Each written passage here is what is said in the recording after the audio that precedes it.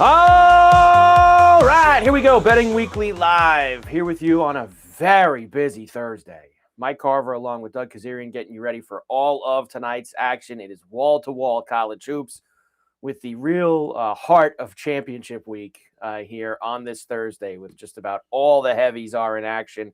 It's a great day. We also have NBA and NHL tonight. We have a few other things that we can dive into as well as we move along, getting you ready for all of Thursday night's action. Doug, it is great to see you. One of my favorite days of the year. I love the Thursday of championship week because it also coincides with the players, and you have all the big conferences with their big teams playing. It's a great day, Doug. Yeah, I feel like we're at the adult table now.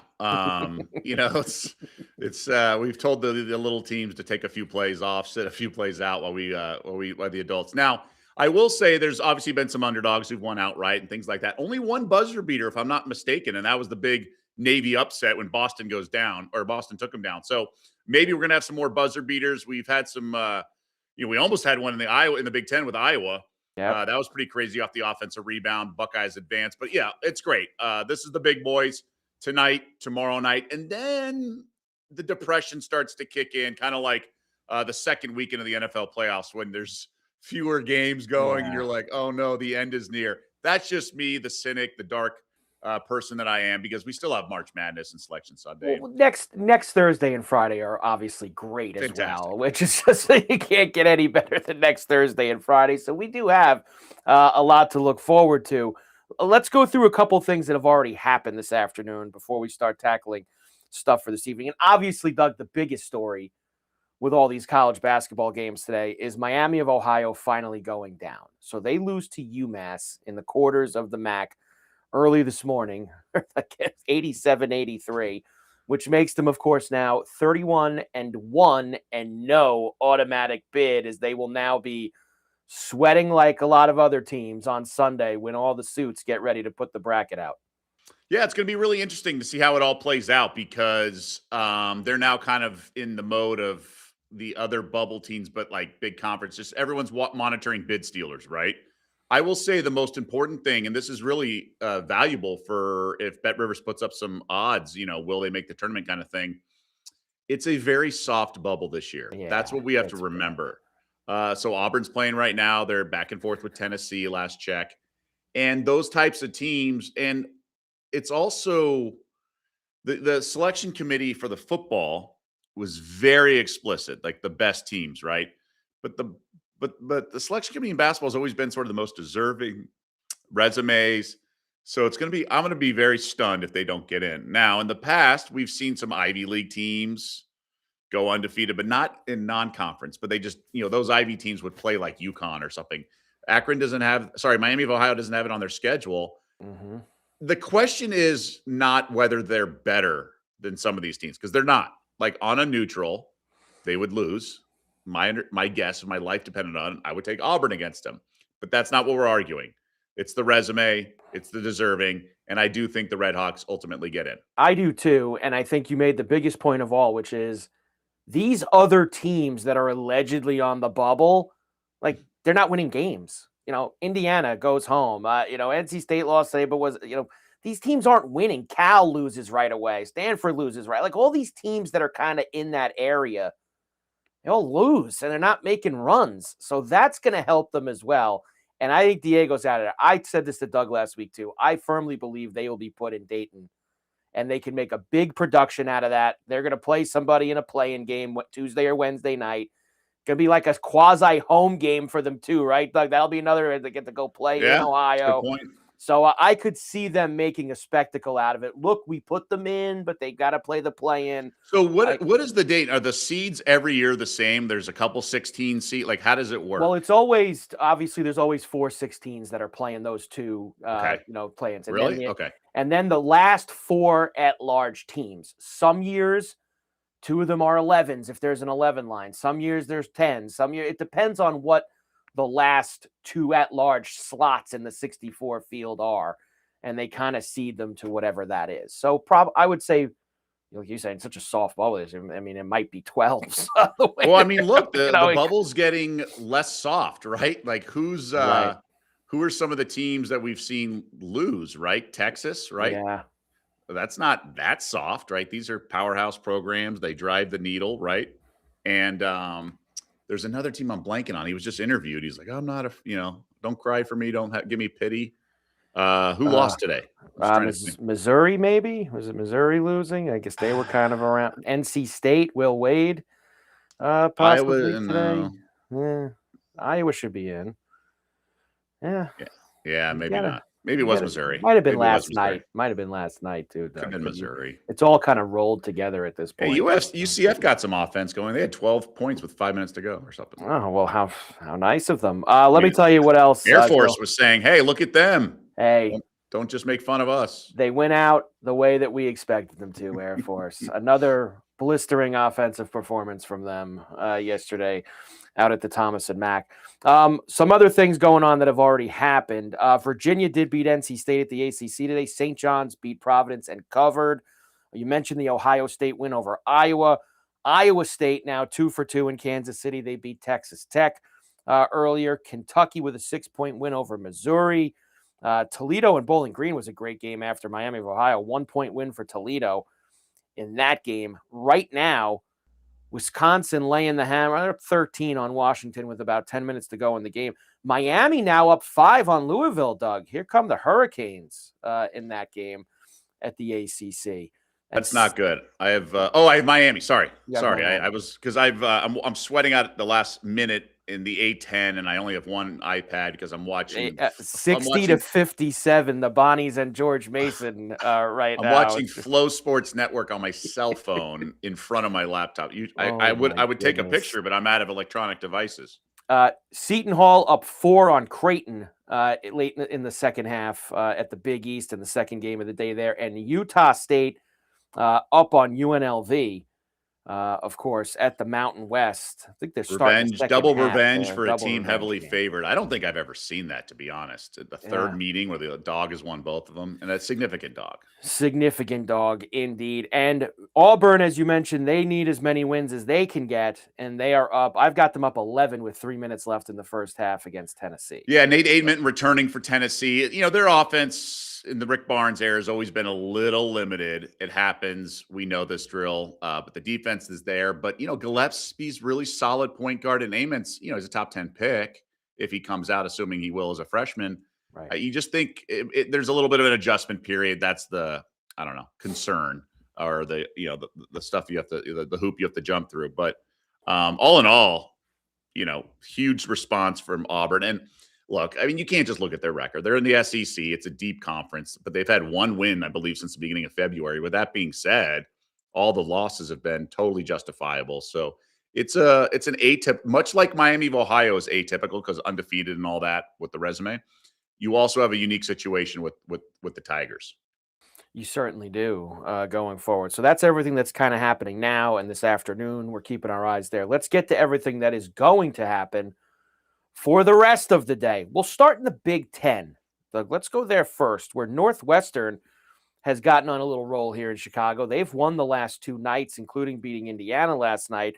Now they play Purdue this evening. Purdue minus 13.5, 140.5 the total. I don't know how anyone can bet Purdue. Okay, Matt Painter has never prioritized this conference tournament. Even the year they won it, they were a favorite in a lot of games and didn't cover. That's when Zach Edey was leading the charge. My understanding, I've heard 2 different stats, but they say that they paint the same picture. Matt Painter 1-11 ATS in his last 12 Big Ten tournament games. I've heard 1-14 in his last 15, but either way, we get the gist. I think I made this number 8.5, 9. I think you grab the points. Part of me wants to take the first half. I think he's too passive / soft. I think teams reflect their coach. And I do think they just kind of prioritize the big dance. So I think it's Northwestern and almost a best bet, perhaps. I'm going to play a little bit on the first half as well. Almost a best bet, perhaps. Because I think we've talked about it. That's why we liked Maryland the other night. You want the team that's playing well and has been on the court. And not that Purdue's not going to warm up, but there is an adjustment period for the team that hasn't played. Although St. John's is different. They boat raced Providence from the start. So it goes both ways. But typically, that's how I like to play these conference tourneys. Speaking of best bets, I did see our man Mark there, MT Smith, in the chat box say that he took both of our picks for the daily double last night and parlayed them on the money line, Doug, not with the spread. Okay, so then. he went to the window with that. I guess it was like minus 110 or minus 105 or something he put down. So Colorado State and UC San Diego didn't cover their games, but they rallied to win their games. So nice job by you. If I'm not mistaken, isn't that sort of more what the morning team does? I think so. It's possible. It is very possible. Now, soccer, you don't get a lot of point spreads and things like that, so it's understandable. Yes. But Purdue needs a 3 seed so they can lose to the 14 seed for Painter to complete the bingo card. Not bad, David. I like that. That would have been. I don't think they're going to get the inside straight or something. Try to get all of that cooking. The late game in Chicago. After that one will be Rutgers, who beat Minnesota last night. Nice job there. And UCLA. Can't be too much bellyache, and they only had to go halfway across the country to play this in Chicago from Cronin. So minus. Well, he might have a farther room down the hallway of the hotel, so he can complain about walking. Well, Rutgers is on the 4th floor, and we're on the 7th. Yeah, it's a longer elevator ride. Yeah, sure. If I was a sideline reporter, this is the stuff I would do when I get the timeout and ask Cronin things. This is the stuff I would do. Anything for you? I don't know. I mean, UCLA is a lot better than first Rutgers. half under and game under. That's how I would play this. It's a game. It's a rock fight. Like Rutgers, I know they're familiar with the court, but the problem is UCLA's defense stinks. They want to push pace, at least in the first half. They have depth. Honestly, the Bruins could win this tournament if they had Donovan Dent of last year. Yeah, but they don't. They don't. At least last check. Maybe it's time for him to show up. Maybe March is here, and maybe nice. all those things can happen for them. Big 12 now. You already mentioned that Iowa State hammered Texas Tech, and Arizona is up 16 at the half on UCF. BYU and Houston in the early game of the night session. Houston minus 9.5. 145.5 is the total. We see BYU for the third night in a row, Doug. Well, the Cougars finally did some damage in the first half. So that 1-12 run is now 2-12 ATS. And I just got done talking about how I prefer a team that's played in the court. Blah, blah, blah. I don't know. I think Houston's going to come out with an edge. I think they have enough offense. I'm not playing it, but I lean Cougs first half here. But I do think they step on they're both Cougars. I lean Houston first half. I do think they step on it in the second half. I think BYU is going to run out of juice. They've been playing a few nights. I do think, why can't BYU make the Final Four? Like, if you have Debanza and he's that good, and I know you lost Richie Saunders, but if he's that good and that special, Carmelo won a title with a stupid zone defense, okay? Why can't these guys, I mean, look, we're used to Ben Simmons and Anthony Edwards not making even the big dance, okay? Then you have Cooper Flagg, who they should have won, but they also had 3 first-rounders, including 2 top 10s. So that's different. It wasn't just Cooper Flagg, one-man show, like maybe Debanza is. But he has enough supporting talent. Like, why can't BYU make a run? But why are they getting beat up in these games? Why are they just are these other teams just that much better? They are 30-1 to make the Final Four, BYU. 30-1. And for the whole entire enchilada, 150-1 to win it all. But like you said, one player can dominate an NCAA tournament. It has happened many, many times. Lesser players used to happen in the NBA. Lesser players than Debanza have carried teams to Final Fours. I mean, it can happen. So MT Smith has a great point, and it reminds me of what I was watching some games with Massaro last night. He said this Rutgers team's gone farther in the Big Ten tournament than last year that had 2 top 10 picks. Top 5 picks. It's very true. I mean, it's so Rutgers had 2 top. Couldn't even make the big. They didn't even make the tournament. That's right. They didn't even play in it. Right? Rutgers last year. Jeez. Just how did Peichel figure that out last year? Not get those guys anywhere good. The late game for us in Kansas City is TCU and Kansas. Right now, Kansas minus 4.5. 144.5 total. So this has gone down a bit. It has. I had Kansas on my radar, Doug. I had the dog. Look, the Horned Frogs had him on the ropes at the Fog. Okay. OT game. TCU, I believe, played Michigan really tight early in the season. Now, very different teams at this juncture. I just like Jamie Dixon a lot. Remember, he was a hot coach when he was at Pitt early in his career. Now he has a good gig, right? No state tax, great city, cost of living. He's in the Big 12. It's not like he's in some random conference. So he's a really reliable and solid coach. I just think KU's best is really, really good. But I think KU's like future prognosis has more issues because of the bumps in the road that with Darren Peterson and everything. But one game, they are solid. So that gives me a little apprehension. And I can't take 4.5. I liked TCU more when it was a higher number.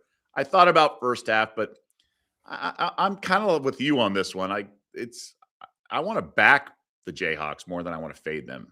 I think this is the game to back them. You're getting them their first game there, Kansas City. Obviously, you know they always have the home support, being so close to home with this. And Peterson, we haven't heard as much recently about him not playing. He's been in there. He had 30 plus the first time they played TCU in that overtime win that they had back in January. It's kind of a green light go Kansas for me tonight, Doug. And I was waiting to see if you'd steer me differently, and yet. Well, you haven't steered me differently. I think I'm staying with it. I think it's all price sensitive for me. If it was higher number, I'd like the Jayhawks. So that's why I'm passing, because I can't go all the way. I can just get off the game. Right. And there's plenty of other games going on. That's for sure. ACC. Let's go there next with the doubleheader tonight in Charlotte. Let's do the later game first. Clemson minus 1.5. Taking on North Carolina. Of course, Clemson last night kind of had a little ho-hum game against Wake Forest, which, kind of got to 9 or 10 right towards the end, but they were blowing them out most of the night. And here comes the Tar Heels, 140.5 the total here, Doug. Yeah, I mean, Wake's pretty bad. They couldn't make a shot. That game flew under the total. That was never a sweat. I think UNC's the player. I don't think much of this Clemson squad. I did earlier in the year, but you got to stay nimble in this racket. You got to make adjustments. I do think they're more like the team that lost 4 straight games than we thought they were. They're not. They lack scoring punch. UNC, obviously no Caleb Wilson, but they have enough that I think that's the right side here. Yeah, I think it's that or nothing for me. I'm not going to go on the other side, that's for sure. I actually, believe it or not, I like the earlier game, Doug, more, the Duke-Florida State game, which will tip at 7 o'clock East in Charlotte. And look, Florida State has actually been playing pretty good. They've won 7 out of 8. They're the hottest team, right? 7 out of 8, 4 in a row. Duke's got some injury concerns. Do they have a one, like you said yesterday, kind of locked up already? Are they really pushing the issue here? And they might win this game, Doug, but 17.5 seems like a lot here with Florida, the way Florida State has played. Yeah, I just wonder if it's a dead dog situation, just because we're not the only ones thinking like that. Obviously, Duke's a little nicked up as well. That has me a little concerned. Absolutely should. They've had that killer instinct, How about maybe first half? That's an option. The only thing is, in these big dogs, like Shire's going to pull his guys and look to play the next game. And a buddy told me this. He's like, maybe there's a part of Duke that wants to drop the hammer after blowing a 20-something lead at Chapel Hill and only winning by like 15 or something. Possible.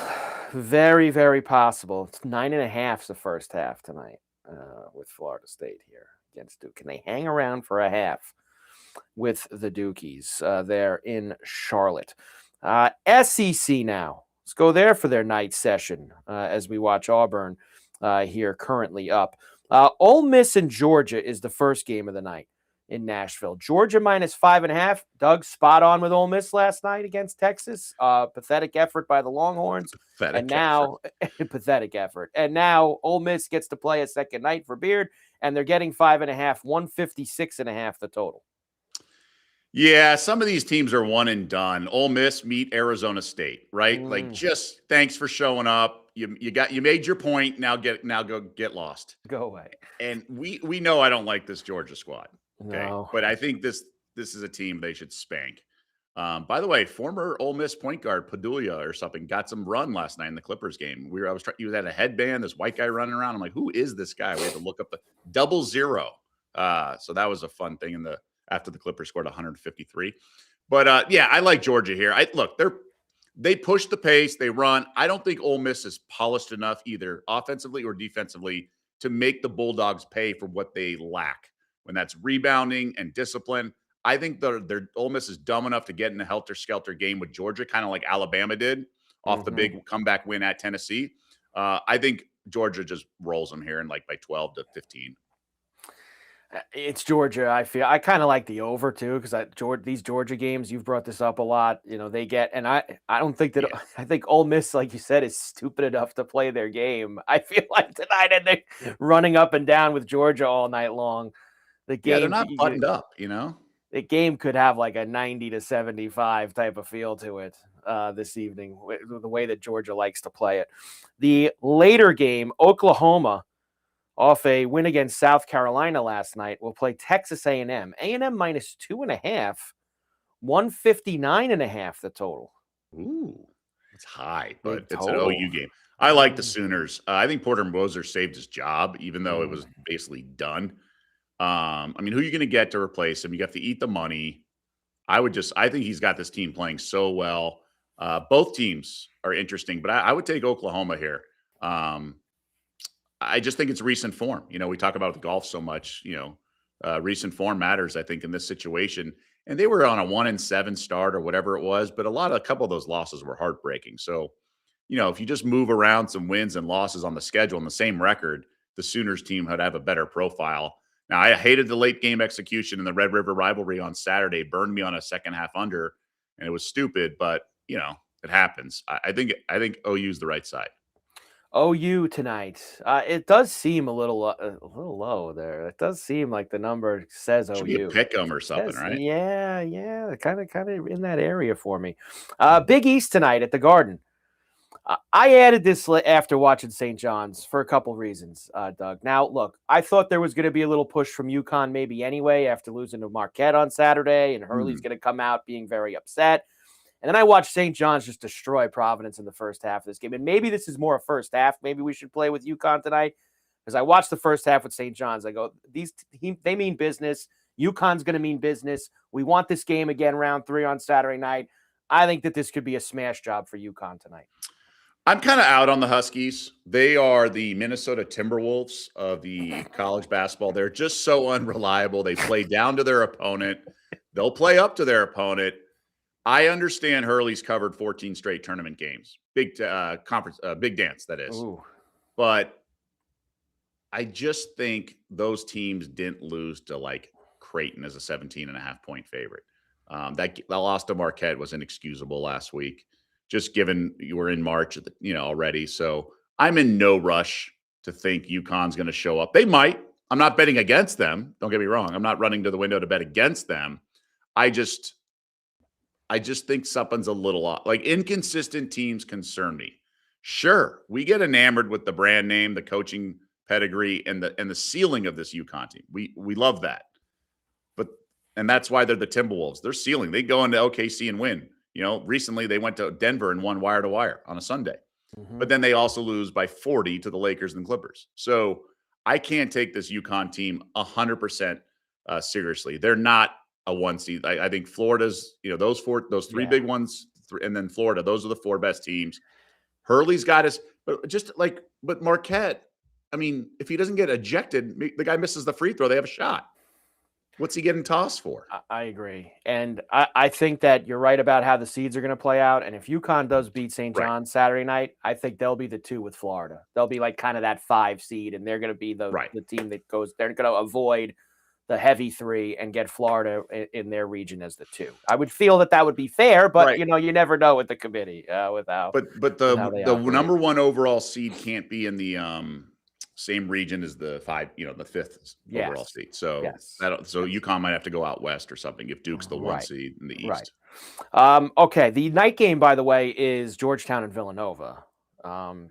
Geez, I mean, you think DePaul finally's got a decent team. They get this awful Georgetown team last night and they can't beat them.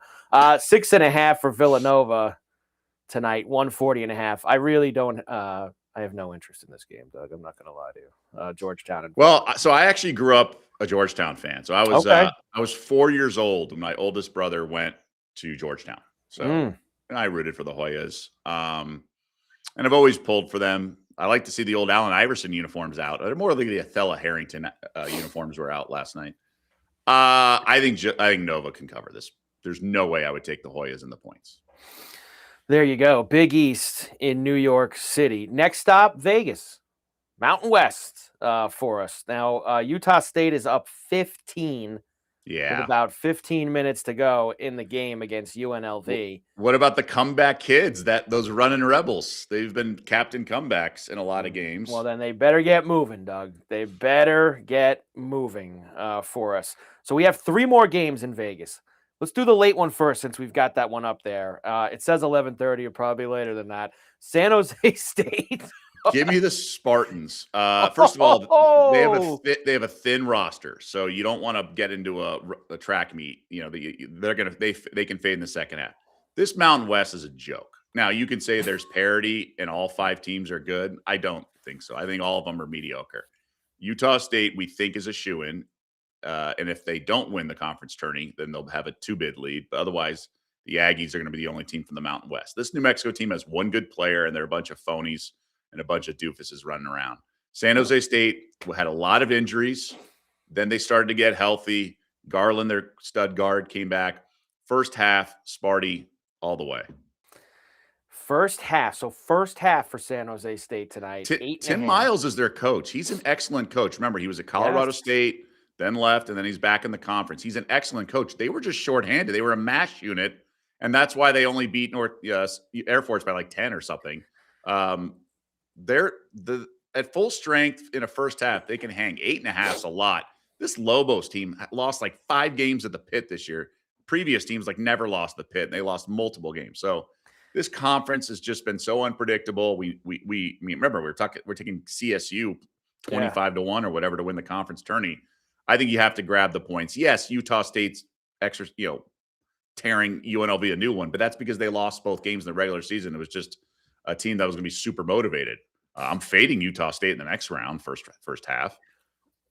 Well, the team that would play them if they finish the job is the teams that are going to play in about an hour from now in the second game. Nevada and Grand Canyon. GCU -3.5, 137.5. You know, I was talking to a guy last night. He thinks the Lopes could be a sneaky good bet in this conference because their upside's really high. I mean, we remember they went to San Diego State. I don't know. I mean, their defense is really good, right? Their defense is, I want to say, second best net rating behind the Aztecs. Yeah. But they make the fewest threes, if I'm not mistaken, the fewest threes in the conference per game. That's usually not a recipe unless you're Arizona and can just get there with size and execution and defense. Maybe that's the recipe for the Lopes. To be honest, I don't have a good read of this Nevada team. Like, I kind of liked them to open up a can on Air Force last Saturday on senior night or whatever, won by 15. Then I didn't trust them in the opening game against the Falcons, and they won by 1 million. So, and then I liked Nevada at UNLV in the rematch of the rivalry game. Now, they were up 3 in the final seconds, and it was a pick 'em or -1. And then Gibbs Lawhorn hit that 3 to force OT. I like Alford a lot. I do. I mean, look, I'm sure Bruins fans and Lobos fans will agree with me, but I think he's had a really strong career as a coach. Yes, you sometimes get fired. Yes, sometimes you don't have the best fit and whatever the backstory is with the athletic department and the regents and all that. But I think he's had a really good run as a coach. I think this conference, has a lot of good coaches. I mean, Josh Pastner, I know he won the ACC Coach of the Year. Is he a 2-time ACC coach? I can't remember. But there's some solid coaches. Leon Rice in Boise laid an egg last night, but he's usually a good coach. But I love Tim Miles. So I'm going to I'm going to roll with the Spartans first half. Yeah, Mervillous there in the chat box. Tommy Fleetwood did have the lead about 7 hours ago, unfortunately. And there was 2 years ago. I said I'm going to bet Maverick McNeely every tournament from the rest of his career because the guy is so good. His odds are going to go down once he starts winning. And stop. One of my good golf gambling guys, buddies that I talked to, he told me he was playing McNeely for first round leader, and I went, I can't bet Maverick McNeely out of California. And then sure enough, he's 5 under now here. Although now he's tied, actually. Taylor Moore's 5 under through 11 holes. So that would be a bomb first round leader if Taylor Moore actually gets home here. All right. One other Mountain West game was our Colorado State team. They're playing San Diego State in the third game. That's just after 9 o'clock East. at the Thomas and Mack with the Aztecs minus 6.5, 142.5. It's hard to go back to Colorado State, Doug, with the way they looked last night. But can we? A mature and emotionally evolved human would be able to look at this team in the right way. I'm not. So Okay. they're dead to me. No. I honestly, the Rams looked awful on Saturday. I mean, they had won and covered 6 straight, then looked terrible at home. And then the next game, they looked terrible in the first half. They really were fortunate to win the game yesterday. And famous words that I don't even practice what I preach. Like these games come in two, right? These losses come in pairs. So I should have known that they weren't just ready to flip the switch. I just thought the tournament component would change that. Specifically here, Aztecs, I don't trust. I don't like the lay points. 142.5 feels kind of high. I'd look at the Aztecs here. It's Aztecs or pass for me. There you go. I will just rest on the future, Doug, and hope that Colorado State can win. I'm just going to root for that. Well, we already have free money in this tournament with Saturday's under. I mean, that's all that matters. Yes, we already know that that's coming our way. Free money. Later this week. I think we got it all, unless you've got any A10 or Mac for tonight that you can. Well, the Bonnies pulled it off, so I'm looking to fade them tomorrow because they're not good. They have a mountain of a human being at center. Besides that, although my guy Tim McCormick doing the call. Tim McCormick is my buddy who I did a lot of content with at ESPN. He calls former Michigan center. He played with the Sixers, and he played with Moses Malone, Charles Barkley, Mo Cheeks, and I don't think it was Dr. J. It was someone else that was stud Hall of Famer. He goes, "It was great. I was open all season." Because he played with those four. Play with all those guys. Always be open. Studs. The Bonnies will play Dayton tomorrow at the A10 tournament in the quarters. Bonnies had like 21 points in the first half, and somehow, the game stayed under a live number of like 125. So, really good night of college hoops ahead for us here. Of course, if you like what you see on Betting Weekly Live, as you should, make sure you subscribe to the Betting Weekly Studios channel on YouTube, where you can check us out and all of our other shows, including released earlier today, Betting Weekly EPL. That's right. Dan Roebuck, Nigel Seeley, and Jack Wright preview match day 30 in the Premier League, including league leaders Arsenal taking on Everton and Tottenham at risk of relegation, which is absolutely ridiculous, visiting Liverpool. So Betting Weekly EPL, Dan, Nigel, and Jack have got you covered on the Betting Weekly Studios channel. We roll on, Doug. NBA for tonight. Not a light night here. 9 games in the NBA for us this evening. Prime has the doubleheader, which the first game is the Sixers in Detroit against the Pistons here. Right now, minus 15 for Detroit. 222.5 the total. Wow. Okay, so the Pistons opened up a can in their last game against the Nets, but they had just lost to them, and they had lost 4 straight games. So that was a bounce back spot for Detroit. Here's very different. Now, Philly, obviously not good. They're playing their first stretch of games without their big 3. And that's obviously no Paul George the rest of the year. Embiid, who knows? And then Maxi's out a little bit. So they've had some weird box scores. Cam Payne dropped 32 in the last game, including 8 of 8 from downtown. Yes, that little lefty who is best known for doing a dance with Westbrook to start the game in OKC. He's found a home, been a fairly reliable backup. Give him credit. Has one of the ugliest jump shots I've ever seen, but it's like the Jamal Wilkes of lefty guards is his sort of shooting form. With that being said, I got to take the over. He's not afraid to gun. Now, VJ Edgecombe's going to play, and that's what has Cam Payne coming off the bench, but he can play like 30 minutes, honestly. He's a 6th man in this game. Detroit will push the pace. I don't think they're going to be like intense on defense like they were in the last game because it was a revenge angle with the Nets. And the Nets still were trucking them in the second half in terms of getting up and down the court. So I like Payne. This is best bet material here, over 12.5 points. Payne, banger, over 12.5. Yeah, little Clubber Lang. What's your prediction? Let's Payne. I love it. The late game on Prime. Another high-profile game with the Western Conference for the Celtics this evening. 9:30 East in OKC against the Thunder. They're catching 7.5. 216.5 is the total. No Tatum for Boston tonight, Doug. Yeah, they'll get Pritchard back. I think that was a rest day. I don't think it was an injury the other day in San Antonio. So look, the Celtics, I give them a lot of credit, right? Jaylen Brown gets tossed. They fought hard. The live line was hovering around 4.5, and it was right there. And then obviously the Spurs pulled away. I think we're going to see a similar situation with OKC. SGA, that was an incredible step back three. Give them all the credit in the world. Boston plays really hard, runs through the tape. But remember, this is a different version of Boston we saw the other night because we have Jaylen Brown not ejected. And I lean OKC here just because that second wave, but I don't want to bet against this Boston team. That's 7.5. There's just other things to do with your money. There certainly is for tonight. Celtics and Thunder, the late game on Prime. All right, elsewhere, the Suns are in Indiana against the Pacers tonight. Suns, of course, the road favorite, 8.5, 223.5 the total. All right, this Pacers team is special. They blew a 20-point lead in Sacramento. I mean, how do you do that? Zubac still out. Siakam, no go for tonight. I mean, I don't see why we don't keep betting on the Suns. They're so reliable, so polished. They just execute on offense, and they bomb threes. Now, Jalen Green leaves a lot to be desired. He's not the same fit into this offense that you would hope because all the other guys fit perfectly. But he's a high flyer, can get buckets attacking. He does make some threes. Just a little bit of a gunner for my liking, but I got to lay it. This Pacers draft pick, by the way, is top something protected. I want to say top 8. So they absolutely cannot have it. Them and the Jazz, I think, have top something protected. So they need to keep losing. And they're deep, but they play no defense. No defense. So, yes, McConnell can get in there and burn your bet if you're fading these guys, and it gets frustrating because Nesmith plays with an edge. And the problem with the Pacers is they can't string together 4 full quarters of good basketball.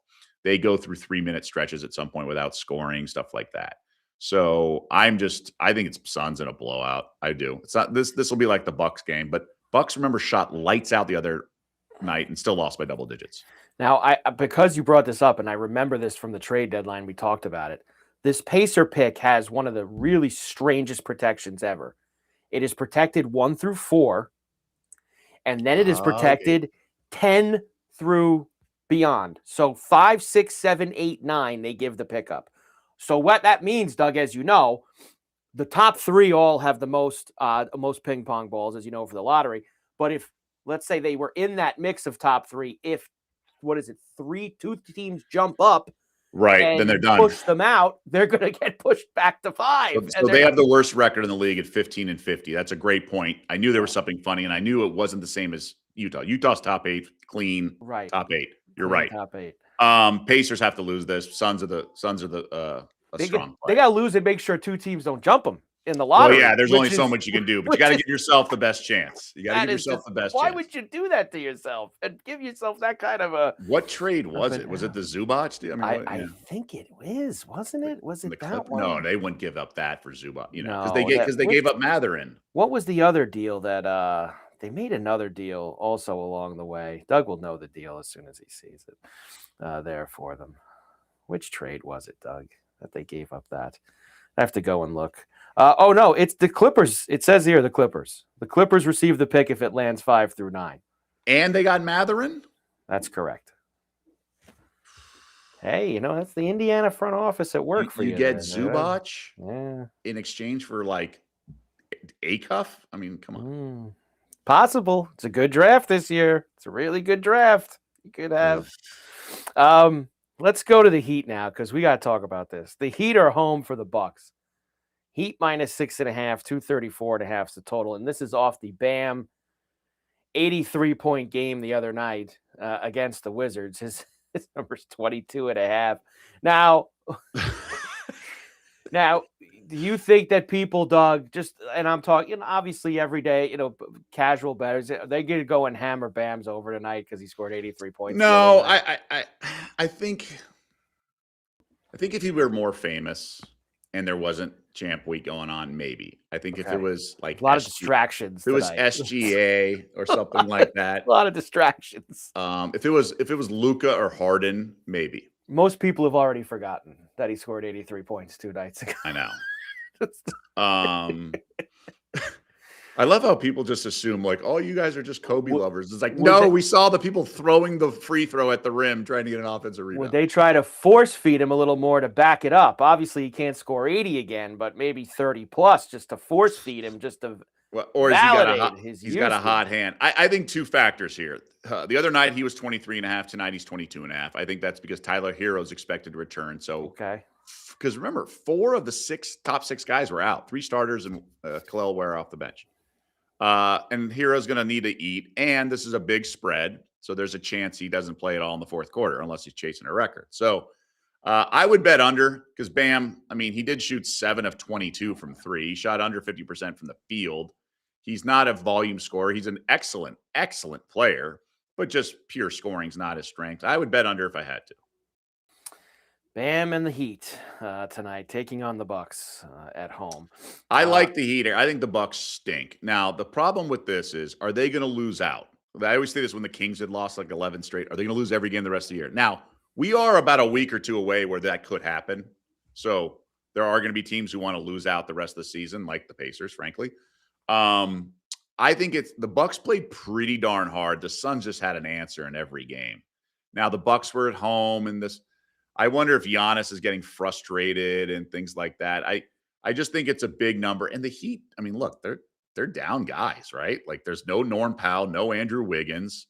If Hero comes back, I'd probably lay the 6.5. And Bam, remember, he's the kind of Giannis stopper, right? Remember those playoff series where he shut him down and which makes sense. He's uber athletic and strong and big, and an excellent defender. I mean, excellent a lot of things. I love Bam. I love Bam's game, and I don't want to bash him because, look, I mean, we're thrust. I don't think many people think about. I don't think he ever thought in his life, like, what would I do if I had 75 points with 4 minutes to go or whatever? No one thinks like that unless you're, Harden. Right. Or somebody who could possibly get there, right? Bam he just had 31 and then 43 at half, and it's like, okay, we're playing the Wizards, let's go get him.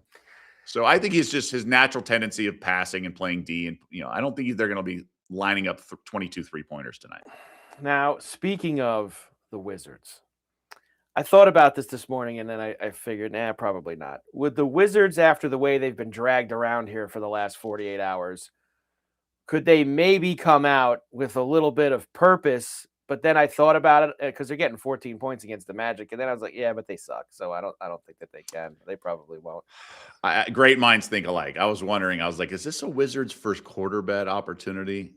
Because they've been dragged hard. They have been dragged hard. Right. That's why. So my favorite play is the Magic team total. I think they're going to eat. They're going to eat all day early and off. This Wizards defense, like they don't care. Like Bam was chucking, they held him under 50%.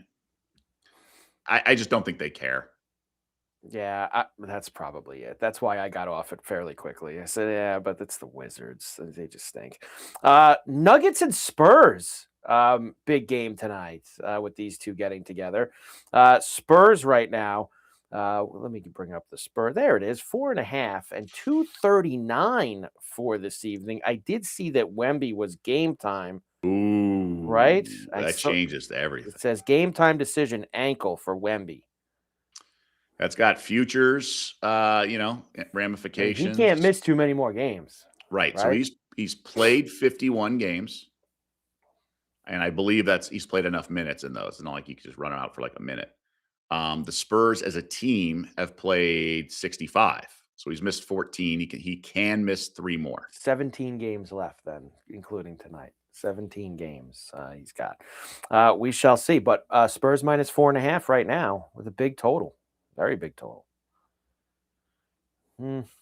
I lean Spurs, but I need to know Wemby's playing. But Nuggets, big response. That line looked high for a reason last night. It got there, obviously. Yeah.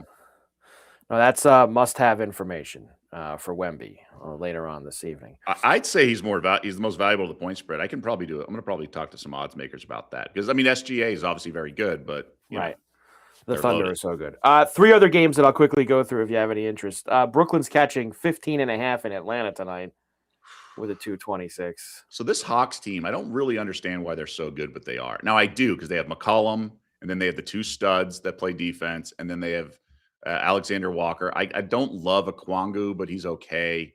Kispert off the bench, but they've been covering these monster numbers. This Nets team's weird. I really the Nets. I can't bet on them. I can't bet against them. That's kind of where I am with Brooklyn. Mavs and Grizzlies, I feel like this is like the fifth time they've played in the last 2 weeks. Mavs -5 in Memphis, 238. So the Mavs have been a bet against on this road trip, but they've actually been playing pretty hard to the end. And they're at full strength, except for AD, of course. So I'm not ready to fire on the Grizz, but man, the Grizz come at you, and I think a first half over, something like that would be the best way. And finally, the Bulls late night are in Los Angeles against the Lakers. Lakers are laying 11 with a 238.5. I mean, this Lakers team, just domination, right? Without LeBron. Yeah. And he's expected to miss tonight. He's questionable. So we'll see. I shouldn't say expected to miss. He's questionable. Marcus Smart out. So he had a +27 the other day against the Knicks and a plus-minus. I can't lay it, but this Bulls team, they finally got a win, but I still think they stink. They're awful. Yes. They are just awful. 9 games tonight in the NBA. There it is for you. And I just don't think the Lakers, I mean, I just think this new car smell of playing without LeBron, the energy boost or lift you get, I think at some point it's not sustainable, right? It's the substitute teacher effect. I just think at some point the Bulls, but Luka could go off. So I'd look at maybe Austin Reeves points prop, something like that. Luka's, it's obviously out in the open now. He's going through a very public breakup, custody of his 2 kids with his ex-fiance over in his home country, I believe Slovenia. So there's a lot weighing on him. Now, these elite athletes can kind of, check out and compartmentalize. But just something to keep in mind. This Lakers team's got a lot of moving parts, and this could be a little bit of a flat spot. It certainly could. There you go. 9 games tonight in the NBA. Of course, we have the tennis still going on as well at Indian Wells, and we've got the 5th major bonus bet still. Tennis fans know Indian Wells is the 5th major, and Bet Rivers is giving bettors a bonus swing for the event. Players in New York or New Jersey can take advantage of our 5th major bonus bet from Betting Weekly. Enter the bonus code BW32 in your Bet Rivers app to receive a $10 bonus bet to use on the Indian Wells BNP Paribas Open. That code again is BW32, and it's available to Bet Rivers bettors in New York and New Jersey. Offer ends on March 15th. Must be 21. Eligible players only. Gambling problem? Call 1-800-GAMBLER. In New York, call 877-8-HOPE-NY or text HOPE-NY. Indian Wells, 5th major for us here this week. Okay, it's Dougie Puck's time here on a Thursday night. 5th major in golf and tennis this weekend. That would be correct, DeFarge. If you believe in such things as the 5th major, I think that's fair. then they would. That absolutely is what we have going on. All right, the Players' Championship of Tennis. That is correct, Diego. That is what Indian Wells is, and it's been beautiful out there. I know I have a buddy of mine who sent me some videos. He's having a good time out there, so very good to see. Hockey, 14 games. Nice job by the Canadians last night in Ottawa with the win. Ooh. Look at that. The Habs with the 3-2 victory in Ottawa at plus $1.55, which was nice to see. Yeah, we had a feel in that Ottawa when the under got there. The under was there. Got there. Under was there as well. For tonight, a couple of spots here, Doug. First, a lot of streaks here in a few of these games. The Leafs have lost 9 in a row. Toronto. They have completely, since the Olympic break, let go of the rope. They do not care. We had the Ducks as plus money in Winnipeg the other night, a winner. A very, very short road favorite tonight in Toronto against this awful Maple Leaf team. It's the Ducks again for me, Doug. It just is. Shouldn't this be like $1.30? I just, you look at these Duck prices, especially on the road, for whatever reason, they're not moving them. They're just not moving the Ducks. It's like they just still expect the other shoe to fall here. They've won 8 out of 10. They're back in first place. I know. Yeah, I know. Odds makers will tell you the market is very stubborn. They're very stubborn. They don't want to get off their math. They have not given the Ducks probably the respect they shouldn't have been the number they were in Winnipeg the other night, and they won the game. I would argue they're not giving Toronto the disrespect they deserve. That's very possible too. They've lost 9 games in a row as we get here tonight. So I do like Anaheim there this evening. The Bruins are going for their 14th home win in a row. They hit the other night, but these prices, Doug, like we said, these are now, you're paying premium here when a team has run this many off. But is tonight a night with the Sharks in where we can finagle the puck line? Now, that's my question. I didn't like it with the Kings the other night, and it never got there. The Sharks can score. That would be what would worry me. Sharks could score. I'm not in a rush to do I'm that. not either. I have the Bruins in the money line puck parlay that I always put out on Thursday. So the Bruins are there, but that's just obviously with the minus 162 in there for them to win. So I'm just going to hope that they get home for me in that. The Edmonton Oilers, nice little run they've been on here. They win in Vegas on Sunday. They win in Colorado on Tuesday. Ooh. And now they are in Dallas tonight against the Stars. So the Oilers with 2 wins. That's what I'm saying. It's no way. Oh, they're going to hit the hat trick and get all 3 of them on the road in a row. Not this Oiler team. I know it's a number, but it's Stars. 136. It's not even that much. 136 for the Stars at home. They've won 12 of their last 13 games, the Stars, overall. Oilers aren't getting all 3 of these on the road. I agree. It's just not there. Now that could be, and if they do, we just martingale the next game. That could be that's a potential for me for in a couple minutes, Doug. That Stars minus 130, minus 136 now, as well. Utah, they have now played the Chicago Blackhawks. This is their 3rd time playing them in like a week and a half. They've lost to them twice, once at home and once on the road. They can't do this again. Right? I mean, lose to the Chicago Blackhawks at home they played them. The Blackhawks are awful. Is this the night that they pound them? We puck line Utah tonight, or is it just I would only consider puck line because if they win, they're going to pound them. It's plus 110 at minus 1.5 for the Utah. I think it's a feast or famine kind of thing. And the other one, Pittsburgh is in Vegas tonight against the Knights. Now, the Penguins have been playing some barn burners here, Doug. 4-3, 4-3. They've been lighting up the scoreboard here a little bit. Right. Late night in Vegas. Knights coming off that low-scoring game with the Stars the other night. They lost in Dallas 2-1. If it was 6.5, I'd probably be nowhere near it. But at 6, I'm a little interested in the late night over. I will say the Knights are weird. Like they play these rock fights sometimes. Penguins and Knights, late night here in Vegas. Buffalo is playing again tonight, and they're going for 9 in a row this evening. Jeez. So, well, we got the futures sort of action. That's correct. So, and they're playing Washington, the Buffalo tonight, who lost to the Flyers last night. So, and they're at home, Buffalo, but they're minus 210 against Washington. So, I think that's just when we're rooting for the future. Tampa's looked bad. Detroit plus 175 in Tampa tonight. Tampa's had all kinds of problems. We got action already. We're like you said, we're already rooting against Tampa. We have rooting interest already. I mean, there's really nothing else. Flyers are in Minnesota. Rangers are in Winnipeg. Nashville, Vancouver, and Colorado is in Seattle. And I actually think those two would play in the first round right now if the season ended today. It would be Colorado and Seattle in the Western Conference if we were to get there. All right. No spring. 6 games. Actually, some night spring training tonight, huh? Hey, we'll quickly mention Italy came to play last night, Doug. And Vinny Pasquantino and the crew send the United States on into the knockout round of the WBC. What a job by them getting through. A little WBC drop. And then DeRosa saying he understands all. He's like, I know. DeRosa, what an awful job by him today, Doug. Backtracking and saying he knew what was going on. He had no clue what was going on. Straight Costanza. In that game. Awful job by him. Costanza.